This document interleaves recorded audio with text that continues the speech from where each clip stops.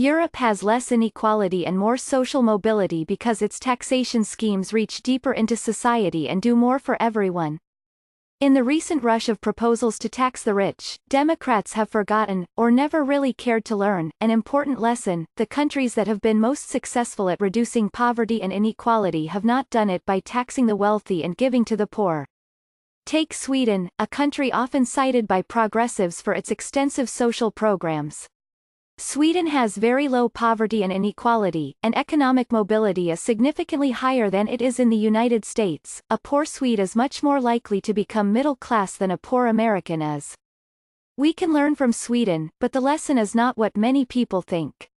Rich Swedes do get taxed at high rates, but so does everyone else. The average American worker's total tax burden is 31.7% of her earnings, compared with 42.9% for the average Swede. The Swedes actually tax corporations less, 19.8%, compared with 34.2% in the United States in 2017, the last year for which we have comparative data, and yes, that's after all the loopholes and deductions have been accounted for. The American rate will be lower after the 2017 tax bill, but it's still unlikely to be as low as Sweden's. Estate tax? In the United States the average effective rate is 16.5%. In Sweden, it's 0. Swedish national sales taxes, which fall disproportionately on the middle classes, are much higher than sales taxes in the United States.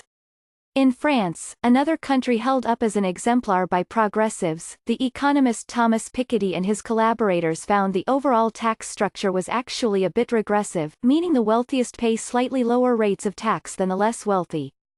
Throughout Europe, since World War II, the rule has been high taxes on labor and low taxes on capital.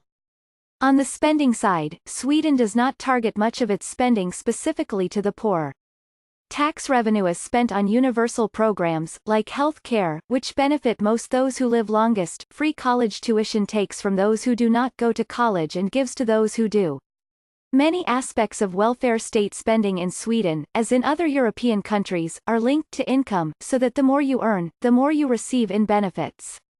This is enormously effective, because it gives an incentive to Swedes to work hard and earn more.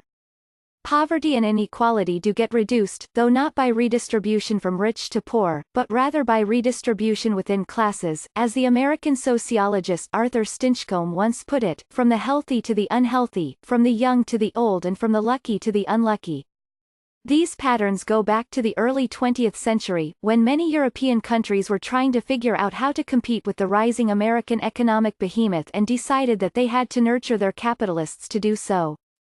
European welfare states have many origin points and many causes, but they took their modern forms around the Second World War, when in countries like France and Germany there simply wasn't much capital to tax, because the capital stock had been destroyed by war.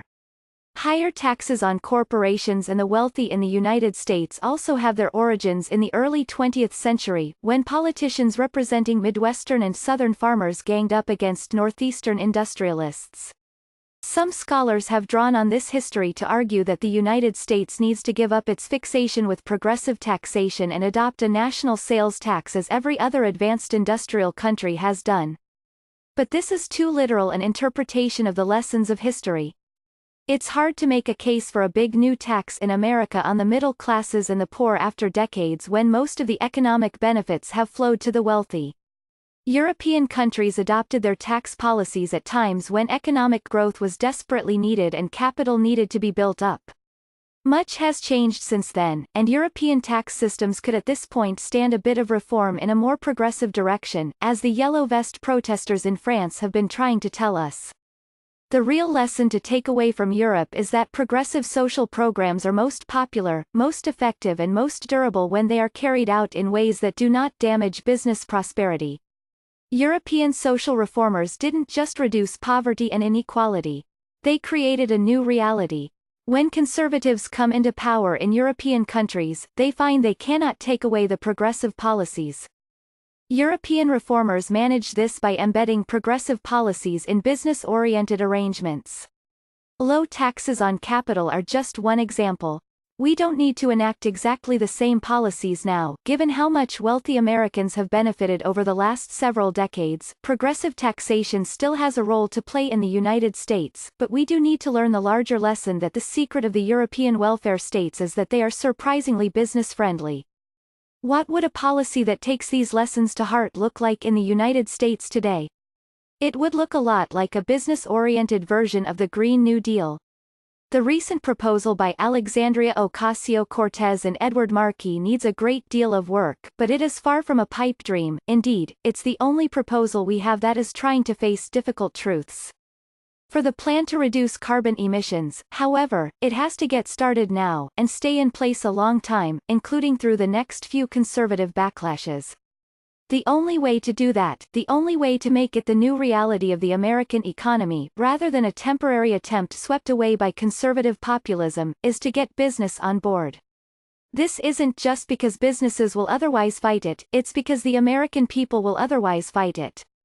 To move from vision to reality, the Green New Deal coalition must include business groups, manufacturers, farmers and unions, and reformers need to genuinely listen to and respond to their concerns.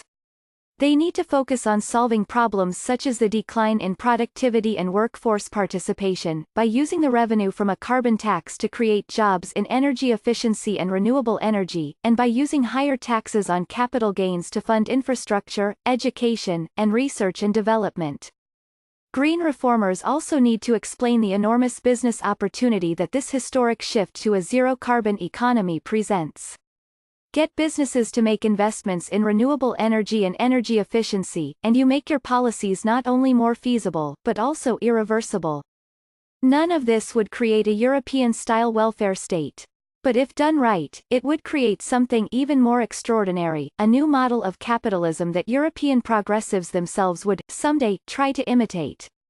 Monica Prasad, a professor of sociology and a faculty fellow in the Institute for Policy Research at Northwestern University, is the author, most recently, of Starving the Beast, Ronald Reagan and the Tax Cut Revolution.